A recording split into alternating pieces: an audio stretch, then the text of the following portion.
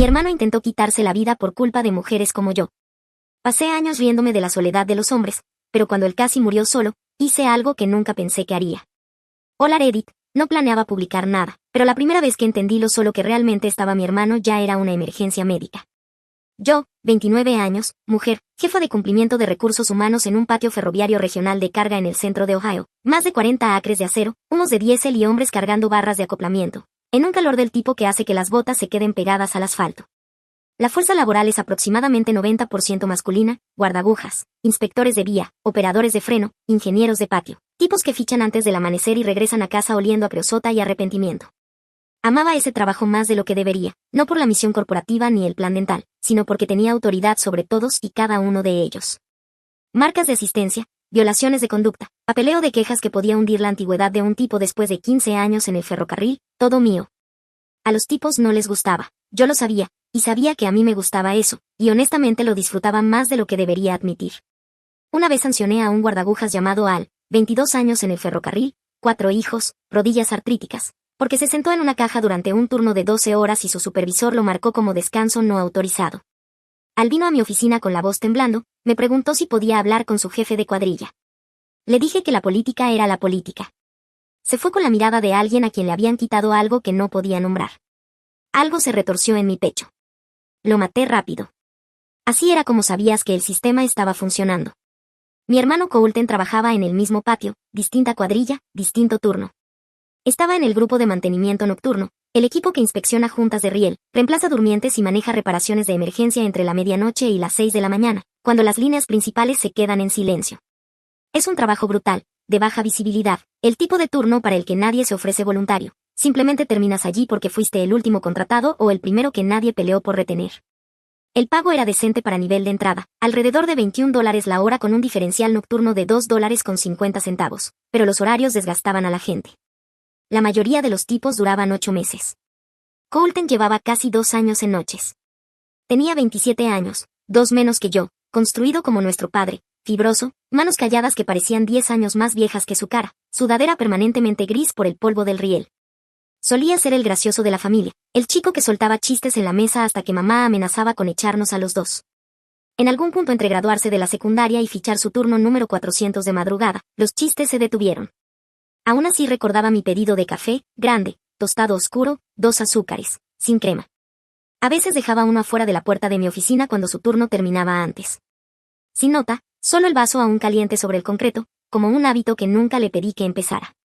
Una tarde pasó por mi oficina antes de que comenzara su turno, me pidió prestado un taladro eléctrico y unos anclajes de pared. Dijo que necesitaba montar cortinas opacas en su apartamento tipo estudio porque el sol de la mañana le estaba arruinando el horario de sueño y su arrendador no se ocupaba. Le dije que sí, lancé el maletín del taladro sobre el escritorio. Lo recogió con cuidado, como si pesara más de lo que debería. Luego mencionó a Jolene, no por nombre al principio, solo esta chica que he estado viendo. Dijo que venía ese fin de semana y que quería que el lugar se viera decente. Capté algo en su voz. No exactamente emoción, más bien alivio, como si alguien por fin le hubiera respondido un mensaje después de años de nada. Sonreí con suficiencia, le dije que no se esforzara demasiado, que ella debería gustar de él por quien es. Me devolvió la media sonrisa y luego se dirigió al autobús, las botas chirriando por el pasillo, el maletín del taladro bajo el brazo. En la puerta se dio la vuelta. ¿Vas a cenar esta noche? Lo despaché con la mano. Sí, no te preocupes por mí. Se fue antes de que pudiera siquiera volver a abrir mi bandeja de entrada. No pregunté nada sobre la chica, ni su apellido, ni cómo se conocieron, ni si era buena con él, porque honestamente no pensé que importara. Era un hombre adulto, los hombres no se quedan sin opciones, eso fue lo que me dije. Unas semanas después, la corporación dejó caer una iniciativa de bienestar masculino en mi bandeja de entrada. Mi nombre figuraba como coordinadora del sitio, presentación obligatoria en 2 semanas. Gemí lo suficientemente fuerte como para que el pasillo me oyera. Ya había construido docenas de presentaciones, manejo del estrés, equilibrio trabajo-vida, citas que hacen sentir bien sobre fotos de stock, la gerencia aplaude, nada cambia, esa era la fórmula. Pero bienestar masculino, ni siquiera sabía qué buscar en Google. Así que empecé a buscar y me estampé de frente contra un muro de datos para el que no estaba preparada. Las tasas de suicidio entre los hombres eran 4 veces más altas que entre las mujeres, la mayoría menores de 40, algunos más jóvenes que Colton.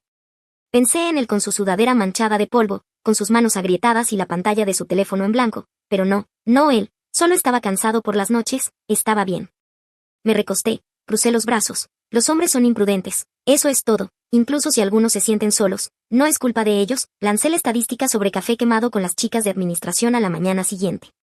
Resoplaron, lo llamaron ego masculino, me llamaron Kick Me por replicar. Forcé una risa y me lo tragué.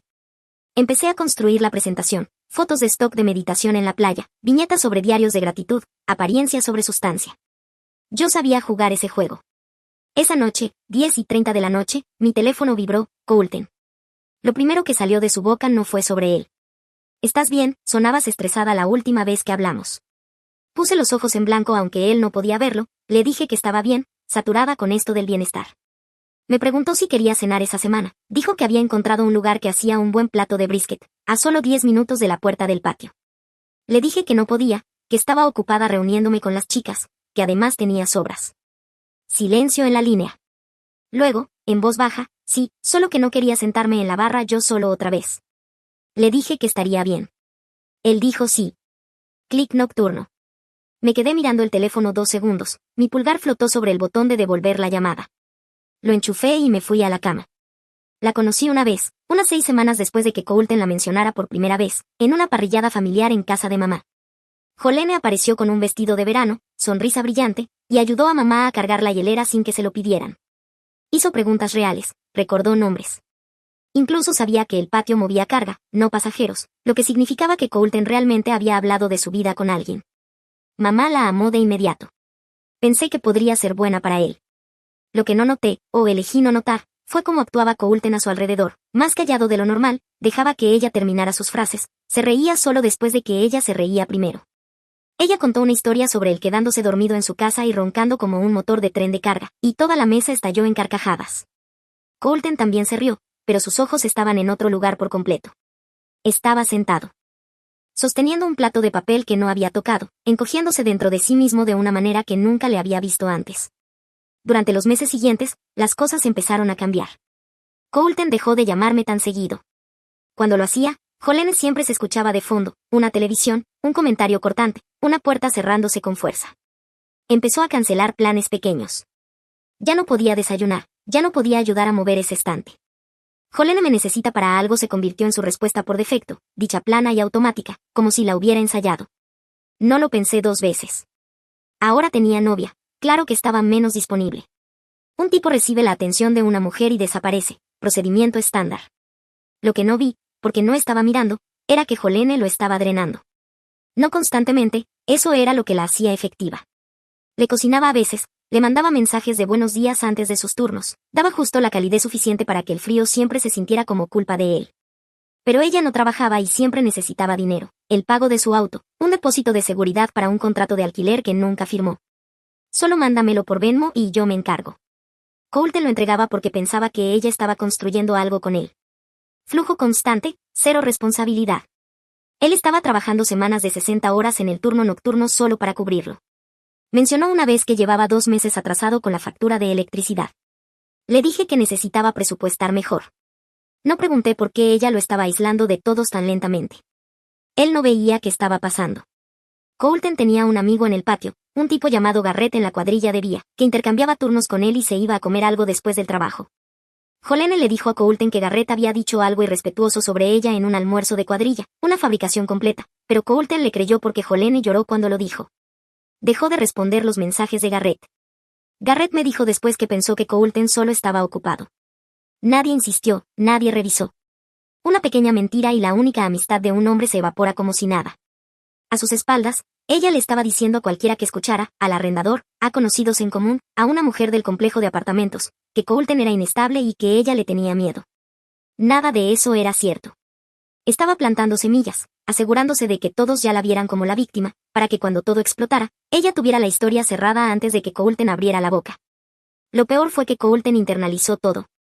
Empezó a disculparse por cosas que no necesitaban disculpas, por estar cansado, por no responder mensajes lo suficientemente rápido, por existir con el tono de voz equivocado. Lo estaban desmantelando, y yo estaba sentada en mi oficina, a 3 edificios de distancia, sancionando a gente por fichar 4 minutos tarde. Un jueves, alrededor de las 9 de la noche, Colton me escribió, ¿estás libre este fin de semana? Quiero hablar de algo.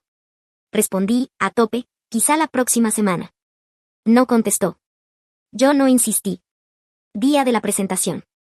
Me paré frente a aproximadamente 30 trabajadores del patio ferroviario, con chalecos reflectantes y botas con punta de acero, todos apretados en el salón de descanso en sillas plegables. El proyector zumbaba. La sala olía a café viejo y diésel. Diapositiva de título: Semana de Bienestar Masculino. Subtítulo: Hábitos saludables, mente saludable. Abrí con mi voz practicada de recursos humanos, cálida, segura, emocionalmente hermética. Foto de stock de un hombre con camisa polo meditando en una playa, dientes blancos, postura perfecta, cero parecido con cualquiera en esa sala. La atención plena puede reducir el estrés hasta en un 60%. La próxima vez que te sientas abrumado, solo pausa, cierra los ojos, respira profundo. Algunos tipos se movieron en sus asientos, ojos medio cerrados. Por turnos de 12 horas. Alguien en la segunda fila tenía los brazos cruzados tan fuerte que parecía que se estaba manteniendo unido. Alguien en el fondo murmuró algo que no alcancé a captar. Un par de cabezas se inclinaron, como si escondieran reacciones que no querían que yo viera. Entonces una mano se levantó, tercera fila. Un tipo mayor, manos ásperas, rostro surcado, voz como grava en un balde. Y si llegas a casa y nadie lo notara si no volvieras, la sala quedó en un silencio absoluto, no un silencio tranquilo, un silencio muerto. 30 tipos mirándome como si yo estuviera sosteniendo algo que necesitaban y estuvieran esperando a ver si de verdad se los iba a entregar. El ventilador del proyector era lo más ruidoso del edificio. Se me cerró la garganta, no tenía ninguna diapositiva para esto, ningún punto con viñetas, ninguna imagen alegre de stock. Esto no estaba en la presentación porque no había imaginado que alguien diría algo tan real en una sala llena de compañeros de trabajo. Forcé una sonrisa profesional. Bueno, por eso mismo la prevención es importante. No, hice clic a la siguiente diapositiva antes de que pudiera responder.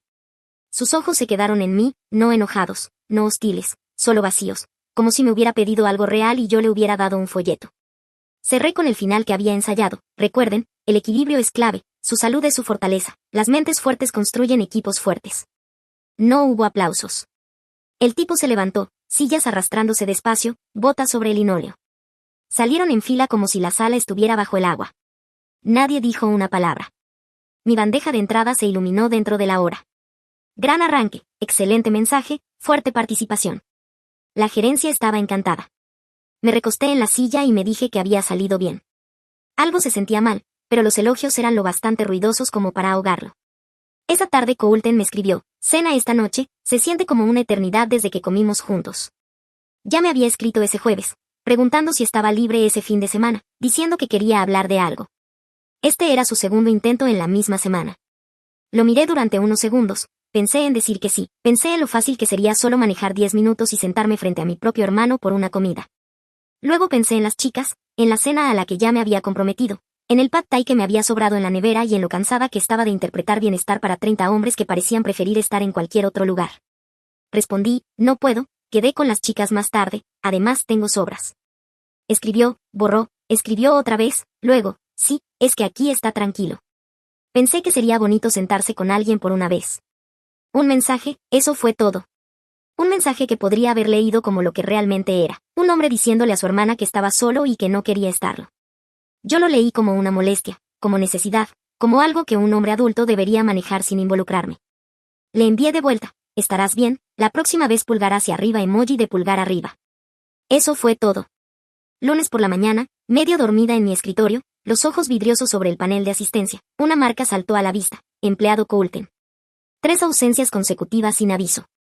El supervisor de mantenimiento nocturno había intentado llamar, sin respuesta, se solicitaba verificación de domicilio. Se me cayó el estómago por medio segundo, pero lo descarté rápido. Los del turno de madrugada desaparecen de los turnos todo el tiempo, los horarios se comen a la gente viva.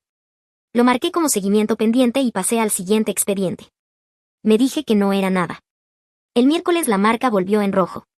Esta vez con una nota del supervisor adjunta: contacto intentado múltiples veces, sin respuesta, solicitando chequeo de bienestar en persona. Agarré mi chaqueta, murmuré yo me encargo a nadie y conduje hasta allí. Las calles estaban demasiado quietas para media mañana. Su edificio se veía igual, pintura descascarada, persianas bien cerradas, el estacionamiento vacío salvo por un contenedor de basura y un gato callejero sentado en la acera, como si estuviera esperando a alguien que no iba a volver. Toqué, esperé, nada. Toqué más fuerte, el tipo de golpe que sacude el marco de la puerta. Silencio. Mi teléfono estaba resbaloso en mi mano cuando llamé al arrendador. Apareció 10 minutos después, con el encargado del edificio detrás, llaves tintineando. La puerta se abrió. Lo primero que noté, las cortinas opacas aún selladas en su empaque, el taladro que le había prestado sentado en la encimera sin abrir. Nunca las colgó, ni siquiera lo intentó.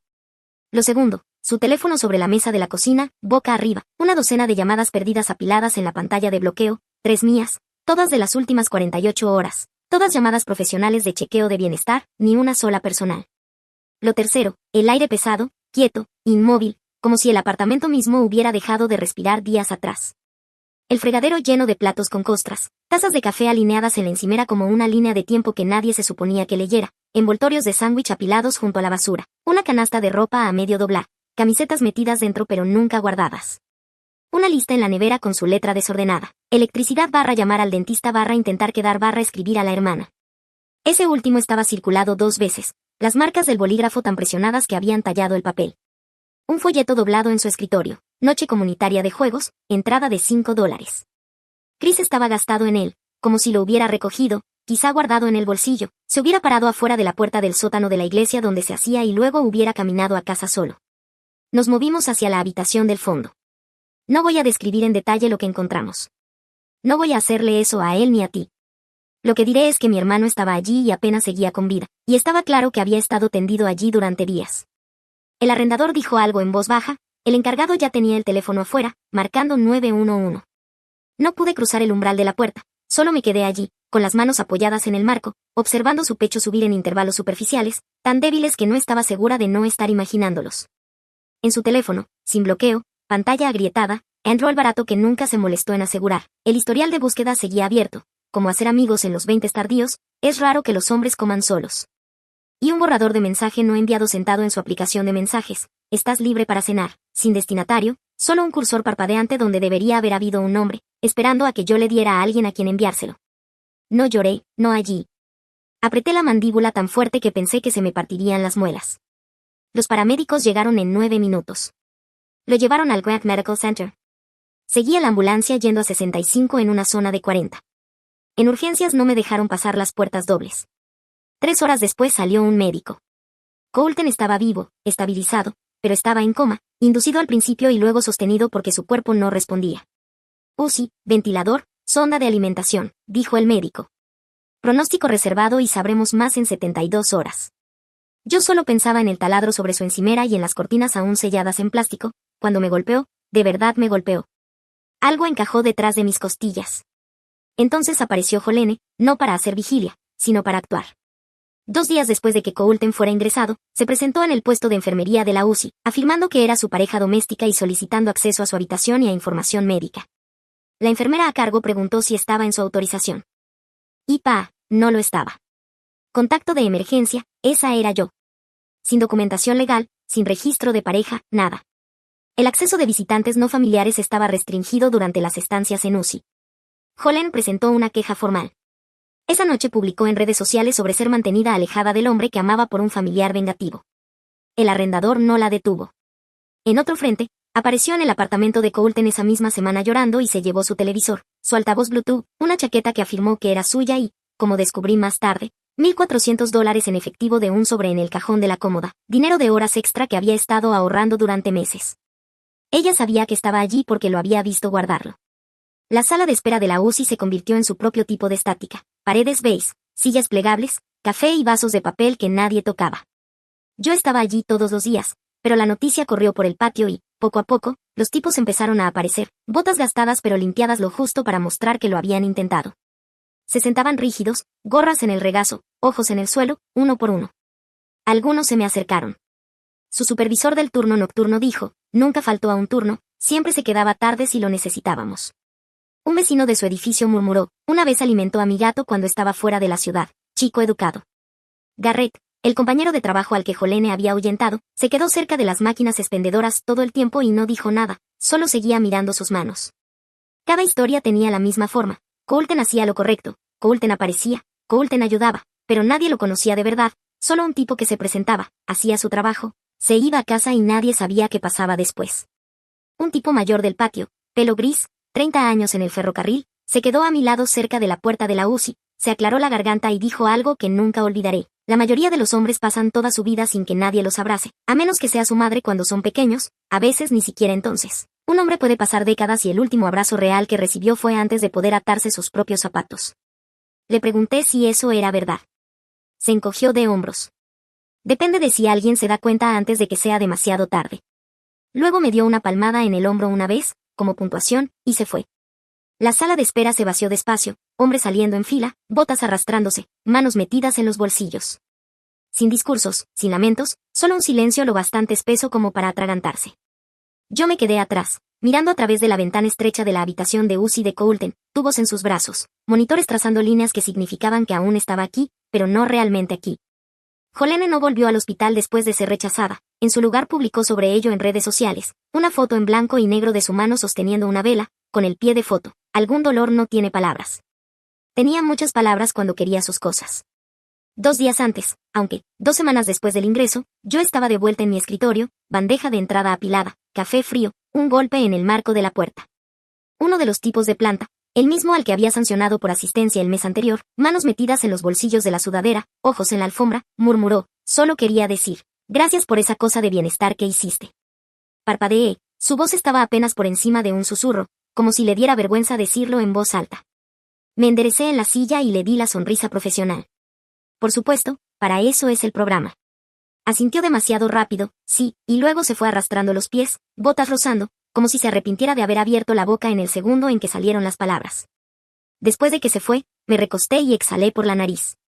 Ese hombre había venido a mi puerta por algo real y yo le había entregado un eslogan corporativo. Los hombres de verdad se mueren de hambre porque alguien los note, y todo lo que yo le había dado a cualquiera era cama, clip art y fotos de stock de ensalada. Es curioso cómo incluso las sobras parecen una comida cuando no has comido en meses. Más tarde ese mismo día pasé junto a 2 tipos apoyados en la máquina expendedora del pasillo, voces bajas, hombros caídos como si la máquina fuera lo único que los mantenía de pie. Uno de ellos dijo, West volvió a faltar, 3ª vez este mes. El otro negó con la cabeza. Desde que su chica se fue, hombre, solo llega a casa a la nada, apartamento vacío y una silla. Se quedaron en silencio, como si las palabras pesaran demasiado para seguir cargándolas. Removí mi café más fuerte de lo necesario, fingiendo que no estaba escuchando, pero las palabras se me pegaron como polvo de riel. Vacío, hueco. Pensé en cómo cada llamada con Coulton empezaba con «¿Estás bien?», y como yo siempre disparaba de vuelta «Estoy bien, concéntrate en ti», como si su preocupación fuera una carga para la que no tenía tiempo. La estadística volvió a parpadear en mi cabeza, 4 veces más probable. Me la tragué, bebí el café quemado y me dije que solo eran chismes. Pero algo había cambiado. El chisme ya no se sentía como chisme, se sentía como evidencia. La culpa te vuelve estúpido o te vuelve preciso. Yo elegí ser precisa. No arrasé con todo de inmediato. 3 años en recursos humanos me enseñaron que la emoción sin documentación es solo ruido, y el ruido se desecha en cuanto llega a un tribunal. Así que empecé a construir un expediente. El arrendador me dio una declaración firmada sobre la visita de Jolene, que se llevó cuando vino, que el contrato estaba solo a nombre de Coulton, sin copropietario, sin que jamás se hubiera emitido una segunda llave. Ella no tenía ningún derecho legal a estar en ese apartamento. Solicité una curatela de emergencia a través del Tribunal de Sucesiones del Condado, tardó 3 semanas en aprobarse. Cuando por fin obtuve los estados de cuenta bancarios de Coulton, el patrón fue inmediato. Transferencias regulares por Venmo a la cuenta de Jolene durante 8 meses, un poco más de $6,200. Pagos de auto que ella nunca hizo, facturas médicas que no existían, un depósito de seguridad para un contrato que nunca firmó. Cada dólar en una sola dirección. Imprimí todo. Localicé a 3 personas que habían presenciado el comportamiento de Jolene de primera mano, Garrett, un vecino del piso de abajo, un conocido en común al que ella le había dicho tomando café que Coulton era mentalmente inestable. Los 3 dieron declaraciones escritas. Garrett también mencionó que Jolene una vez había llamado a la recepción del patio fingiendo ser contacto de emergencia y convenció a una recepcionista temporal de revelar la tarifa salarial de Coulton, una filtración de datos. Documenté eso también. Durante este tiempo, Jolene no se quedó quieta. Se enteró de que yo estaba haciendo preguntas y lanzó su contraofensiva. Publicó cosas vagas en redes sociales sobre apoyar la recuperación de Coulton y ser atacada por un familiar que no podía aceptar su propia culpa. Llamó a personas que Coulton había conocido y me pintó como desequilibrada. Le dijo a una mujer del grupo de la iglesia de mamá que yo estaba obsesionada y era peligrosa. Luego llamó a mi madre, lloró por teléfono durante 40 minutos, le dijo que había amado a Coulton más que nadie y que yo la estaba acosando en el peor momento de su vida. Mamá lo creyó durante casi 3 semanas. Mi propia madre no me devolvía las llamadas porque Jolene había llegado primero. Eso casi me rompe. Una noche me senté en mi coche, en el estacionamiento del hospital, y agarré el volante hasta que los nudillos se me pusieron blancos. No había dormido más de 4 horas por noche en semanas. Había empezado a hacer doomscrolling con estadísticas de soledad a las 2 de la madrugada, como si eso fuera a despertarlo. Mi bandeja de entrada en el trabajo era un desastre. Le grité a un supervisor de planta por un error menor en un formulario y tuve que disculparme delante de toda su cuadrilla. Me estaba desmoronando y lo peor era saber que Jolene contaba exactamente con eso. Ella me quería emocional, quería que hiciera algo impulsivo, algo que pudiera señalar y decir ven, desequilibrada, tal como le había dicho a todo el mundo. Así que me detuve, respiré, abrí el expediente y seguí. Presenté una demanda de menor cuantía por los $1,400 en efectivo y la propiedad robada. Jolene apareció con un vestido negro y un pañuelo, le dijo al juez que habían planeado mudarse juntos. El juez pidió documentación. Ella no tenía ninguna. Yo tenía el contrato, la declaración del arrendador y 8 meses de registros bancarios fluyendo en una sola dirección. Perdió. Se le ordenó pagar $2,100 en total, el efectivo más el valor del televisor y el altavoz. Lo pagó en cuotas rencorosas durante 7 meses. La mujer que drenó $6,200 de un hombre trabajando turnos de madrugada de repente no podía reunir 2,100. Curioso cómo funcionan esas matemáticas. Pero no había terminado. Mientras aseguraba el apartamento de Colton, encontré sobres del Departamento de Empleo y Servicios Familiares de Ohio dirigidos a Jolene en su dirección. Programa de teléfono subsidiado, asistencia de servicios públicos. Ella había listado su apartamento como su dirección residencial en solicitudes de beneficios estatales. Nunca vivió allí, nunca tuvo una llave, código postal completamente distinto. Lo reporté a la línea estatal de fraude con el contrato, su dirección real y la correspondencia de beneficios. Jolene intentó solicitar una orden de protección contra mí durante la investigación, fue denegada. No pudo producir una sola prueba de que yo la hubiera contactado directamente. Todo lo que hice pasó por un secretario judicial, una oficina de registros públicos o una declaración notariada. No podía pelear contra el papel con actuación. El dictamen de fraude llegó en el mes 5, orden de reembolso de $3,800, perfil de beneficios marcado de forma permanente, escrutinio reforzado en cada solicitud futura que presentara. No fue un delito grave, no hubo esposas, pero sí un rastro de papel permanente. También convertí la filtración de datos del patio en una revisión formal de políticas y un informe de incidente presentado ante la Junta Laboral Estatal, con el nombre de Jolene en él, el tipo de detalle que hace que el equipo legal de un futuro empleador se sienta muy incómodo muy rápido. El último cara a cara ocurrió en un pasillo del juzgado, mes 8. Yo estaba allí para una audiencia de cumplimiento relacionada con el calendario de reembolso del fraude de beneficios. Jolene estaba allí porque había intentado apelar el monto del reembolso y perdió. Yo estaba sentada en un banco de madera fuera de la sala, expediente en el regazo, cuando ella apareció doblando la esquina. Se detuvo. La observé pasar por opciones en tiempo real, lágrimas, ira, victimismo, indiferencia. Eligió la ira. Se acercó, voz baja, vibrante. ¿Crees que eres mejor que yo? Tú también lo ignoraste. No me levanté, no igualé su energía. Sí, lo hice. La diferencia es que yo no finjo que no lo hice. Su boca se abrió, se cerró, se abrió otra vez. Él me amaba. Te envió $6,200 y tú ni siquiera podías nombrar su pedido de café. Se quedó allí 5 segundos, luego se dio la vuelta y caminó por el pasillo, tacones golpeando el azulejo, no miró atrás. Me quedé sentada en ese banco otros 20 minutos, no saboreando nada. Me temblaban las manos y no confiaba en mis piernas. La venganza se supone que se siente como una vuelta de victoria. Esto se sintió como archivar la última pieza de papeleo de una vida que merecía mucho más que papeleo. Mes 9, se liquidó la última cuota de menor cuantía de Jolene. Recibí la llamada de confirmación de la oficina del secretario del condado. Imprimí el recibo y lo añadí al expediente. El expediente era grueso ahora, más de 1 pulgada de papel, sujeto con un clip. Cada declaración, cada registro de transacciones, cada fecha de tribunal, cada petición denegada que ella había presentado contra mí. Todo limpio, todo en el registro. Todo el tipo de daño burocrático aburrido sobre el que nadie escribe artículos, pero que absolutamente arruina tus próximos 5 años. Lo sé porque lo vi pasar. Un conocido en común me dijo que Jolene solicitó un nuevo apartamento ese mismo mes, un complejo mejor, entrada con rejas. El tipo de lugar que hace una verificación de antecedentes y crédito antes incluso de entregarte la solicitud. Llenó el papeleo, sonrió al agente de arrendamiento, probablemente ensayó su pequeño discurso sobre nuevos comienzos y dejar el pasado atrás. Luego corrieron su nombre, sentencia activa de menor cuantía, reembolso por fraude estatal activo, estado de beneficios marcado activo. La oficina de arrendamiento no le devolvió la llamada. Ella los llamó 2 veces, dejó un buzón de voz la segunda vez. nunca respondieron. No se enteró con una llamada telefónica ni con una carta. Ella se enteró de la misma manera que Coulton, con silencio. Sin explicación, sin confrontación, solo una puerta que antes se abría y ya no se abre, y nadie al otro lado dispuesto a decirte por qué. Esto es lo que hace un rastro de papel cuando nadie está mirando. La sentencia de menor cuantía quedó en su registro judicial, público, buscable, lo primero que ve cualquier arrendador o empleador. La determinación de fraude apiló una devolución de $3,800 encima y marcó su perfil de beneficios de forma permanente. 2 obligaciones mensuales que no podía cubrir al mismo tiempo significaron recargos, luego cobranzas, luego una puntuación crediticia que hace que las solicitudes de alquiler sean rechazadas automáticamente y que los planes de teléfono pidan un codeudor. Y el informe de incidente de la Junta Laboral no es penal, pero queda en un sistema estatal donde cualquier verificación de antecedentes puede encontrarlo. El acto de víctima funciona hasta que el sistema tiene recibos, entonces es solo un acto. No le pusieron esposas, le dieron un rastro de papel permanente. Y el papel no olvida, no perdona y no le importa cuánto llores en un tribunal. Mientras tanto, en el patio hice algo que, honestamente, me sorprendió más que a nadie. Volví a la iniciativa de bienestar, no porque la corporación lo pidiera, sino porque mi hermano estaba en una cama de hospital respirando a través de una máquina y yo no podía sacudirme la imagen de ese hombre en la tercera fila haciendo una pregunta real y recibiendo una foto de stock de lechuga como respuesta.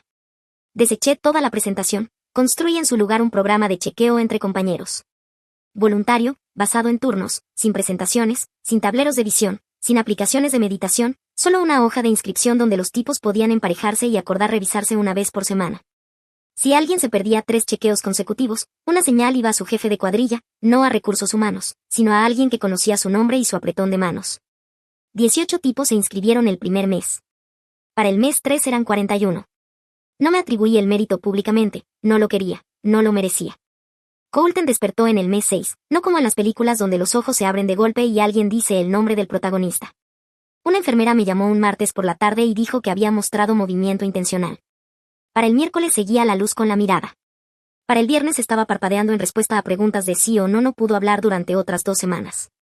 Cuando finalmente lo hizo, la primera palabra salió distorsionada, la segunda, 3 días después, fue agua. La tercera fue mi nombre.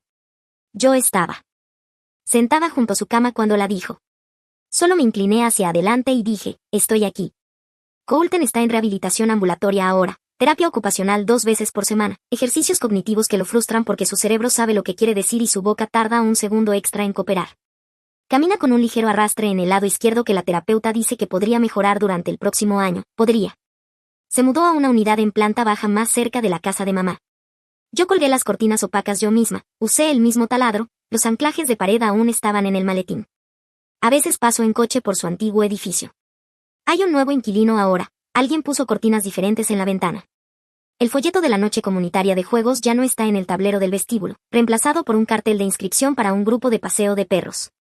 La vida siguió adelante sin pedirle permiso a nadie. Eso es lo que hace la vida. En el trabajo, sigo llevando cumplimiento, sigo procesando las marcas y las sanciones y los formularios de quejas, pero ahora los leo de otra manera. Cada cadena de asistencia que se pone en rojo, me detengo, miro el nombre detrás del número de empleado. Pienso en lo que el formulario no dice, en las tazas de café alineadas en una encimera como una línea de tiempo, en los mensajes no enviados y los folletos de noches de juego doblados en bolsillos y nunca usados. No hablo de lo que pasó en el trabajo, ni con las chicas de administración ni con la gerencia. Cuando la gente pregunta por Coulton, digo lo correcto, que se está recuperando, que es fuerte, que incluso dirigí la primera semana de bienestar masculino de la empresa mientras él aún trabajaba de noche, como si eso fuera alguna prueba de que yo había cumplido. No menciono las cenas perdidas, no menciono las llamadas que dejé ir al buzón de voz, no menciono estarás bien. Solo digo que lo intenté y la mayoría de los días casi me lo creo. La semana pasada le llevé un café, grande, tostado oscuro, 2 azúcares, sin crema. Lo dejé en la mesita de su centro de rehabilitación, de la misma manera en que él solía dejar uno afuera de la puerta de mi oficina. Sin nota, solo el vaso aún caliente. Él lo miró, luego me miró a mí. Su rostro se suavizó de una manera que no había visto desde antes de los turnos de madrugada, y Jolene, y todo el silencio que dejé acumularse entre nosotros. Lo tomó con su mano buena, dio un sorbo. No tenías que hacer eso, dijo. Sí, dije yo. Lo sé, dijo él. Nos sentamos allí 10 minutos sin hablar. El centro de rehabilitación zumbaba a nuestro alrededor, sillas de ruedas, intercomunicadores, la sesión de fisioterapia de alguien resonando por el pasillo, nada de eso importaba. Él estaba allí y yo estaba allí, y ninguno de los dos tenía a dónde más ir. Todavía no le he contado sobre el expediente, sobre el caso de menor cuantía, el dictamen de fraude, el rastro de papel que construí, una declaración notariada a la vez, mientras él yacía en una cama de hospital incapaz de parpadear a voluntad. No necesitas saberlo todavía, quizá nunca. Eso está entre yo y un clip de carpeta. Pero el informe crediticio de Jolene, su elegibilidad de beneficios, su historial limpio, esos los arreglé permanentemente. Y las llamadas que no respondí, las cenas que rechacé, el estarás bien que envié a un hombre que no lo estaba en absoluto, eso lo estoy arreglando ahora, un café a la vez, una visita de rehabilitación de martes a la vez, un silencio que ya no se siente vacío. No es suficiente, pero él está aquí y ya no lo estoy despachando con la mano. Chicos, estamos tan cerca de llegar a los 100.000 suscriptores en este canal. Si no están suscritos al canal, por favor consideren suscribirse, realmente ayuda a alcanzar esa marca de 100.000. Gracias por hacer este sueño realidad.